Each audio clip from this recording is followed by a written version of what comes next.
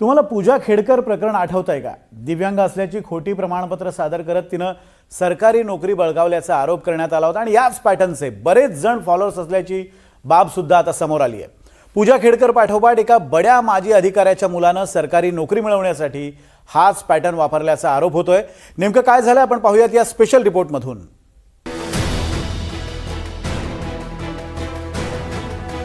नीट paper फुटी प्रकरणावरून देशभर गदारोळ झाला।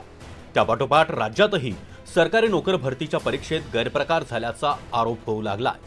पूजा खेडकरनं सरकारी नोकरी मिळवण्यासाठी जो पॅटर्न वापरल्याचा आरोप आहे, सेम तोच पॅटर्न महाराष्ट्रातील एका तरुणानं वापरल्याची कुजबूज सुरू झाली आहे। या तरुणानं औषध निरीक्षक पदासाठीची एमपीएससीने घेतलेली परीक्षा दिली, ज्यात त्याचा पहिल्या 30 क्रमांक आला। धक्कादायक बाब ही की ज्या औषध निरीक्षक पदासाठीची या तरुणानं परीक्षा दिली होती, तो पेपरच परीक्षेच्या 2 दिवस आधी फुटल्याचा आरोप झालाय।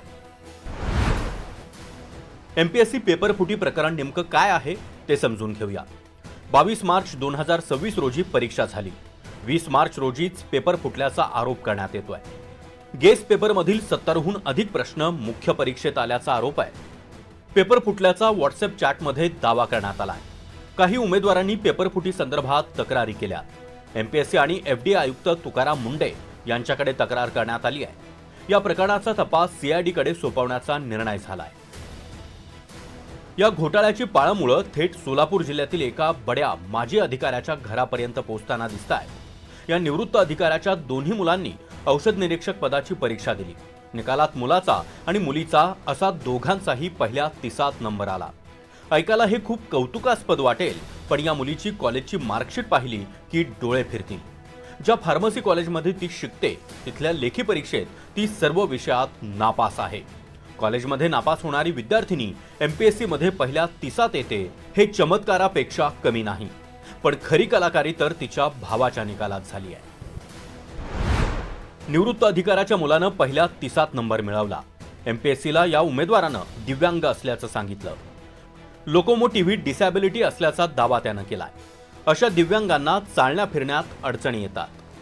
सांधेदुखी, हाडांची समस्या असे अनेक त्रास असतात। अशा व्यक्तीला नीट उभंही राहता येत नाही। आता आपण हा उमेदवार ज्या कॉलेजमध्ये शिकायला होता, त्या कॉलेजचे प्राचार्य काय म्हणतायत ते ऐकूया। आपलं महाविद्यालय सगळं म्हणजे आउटडोअर स्पोर्ट्स आणि इनडोअर स्पोर्ट्स, मग क्रिकेट असेल, व्हॉलीबॉल असेल किंवा बाकी कॅरम वगैरे ह्या सगळ्या ॲक्टिव्हिटीज अरेंज करतं। तर त्याच्यामध्ये मग नेहमीच तो व्हॉलीबॉल किंवा क्रिकेट वगैरे आउटडोअर ॲक्टिव्हिटीजमध्ये तो खूप पुढे होता। सगळ्याच ॲक्टिव्हिटीमध्ये इन्व्हॉल्वमेंट होती, पण विशेषतः आउटडोअरमध्ये त्याचा सहभाग जास्त होता।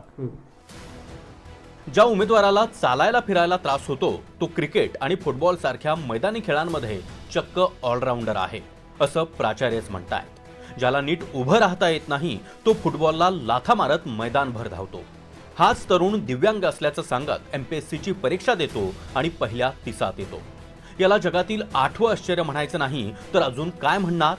या तरुणानं असं का केलं ते पाहूया। शासकीय भरतीत दिव्यांगांसाठी 4% जागा राखीव असतात। किमान 40% दिव्यांगत्वाचं प्रमाणपत्र आवश्यक असतं। लोकोमोटिव्ह, दृष्टीहीनता, मूकबधिरता असलेल्यांना दिव्यांग म्हणतात। नियुक्तीपूर्वी प्रमाणपत्र आणि शारीरिक स्थिती तपासली जाते। दाखला खोटा असल्यास गुन्हा दाखल केला जातो। नोकरीवरूनही काढून टाकलं जातं। कॉलेजच्या परीक्षेत नापास झालेली बहीण पहिल्या 30 येते। चालता फिरता येत नसल्याचं सर्टिफिकेट देणारा तिचाच भाऊ कॉलेजमध्ये मैदानी खेळ खेळतो आणि परीक्षेत पहिल्या 30 क्रमांक पटकावतो।